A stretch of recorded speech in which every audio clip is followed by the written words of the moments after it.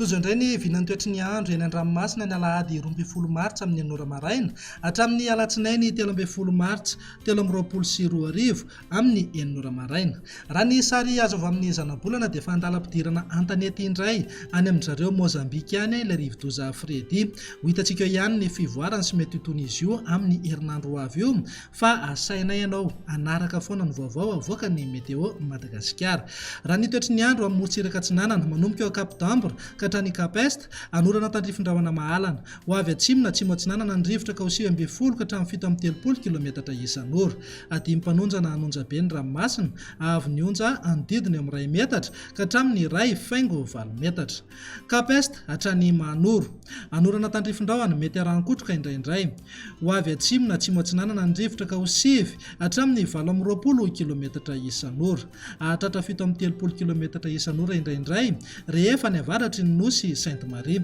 Anonja be ny ranomasina avy ny onja 1,4 hatramin'ny 2 metatra. Mahanoratra ny taolanaro anorana tandrifin-drahona vitsy any avaratry Manakara ho maina kosa ny any akafa ho avy atsinanana ny rivotra ka ho 7 ka hatramin'ny 9 kilometatra isan'ora. Anonja be ny ranomasina avy ny onja manodidina ny 2 metatra.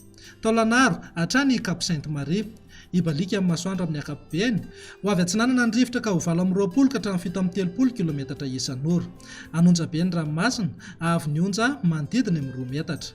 Ho an'ny morontsiraka andrefana Cap Sainte Marie hatrany Cap Saint-Vincent andrahoana amin'ny tsitokotoko ho avy atsinanana na atsimo atsinanana ny rivotra ka ho 7 hatramin'ny 9 kilometatra isan'ora. Hananika hatramin'ny 20 ka hatramin'ny 17 kilometatra isan'ora rehefa ny atsimo ny Toliara. Adimy mpanonjana anonja be ny ranomasina avy ny onja manodidina amin'ny 1 hatramin'ny 2 metatra.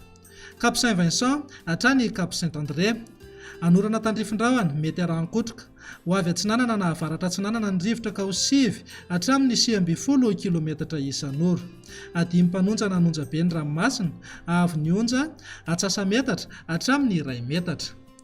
Cap Saint-André hatrany Analalava andrahoana amin'ny tsitokotoko ho avy avaratra ny rivotra amin'ny akapobeny ka ho 7 hatramin'ny 9 kilometatra isan'ora.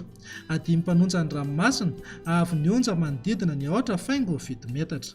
Analalava hatrany Cap d'Ambre anorana tandrifin-drahona vitsy ho avy andrefana ny rivotra amin'ny akapobeny ka ho 7 hatramin'ny 9 kilometatra isan'ora. Ho tonina adimy mpanonjana ny ranomasina avy ny onja 8,2 hatramin'ny 8,9 metatra.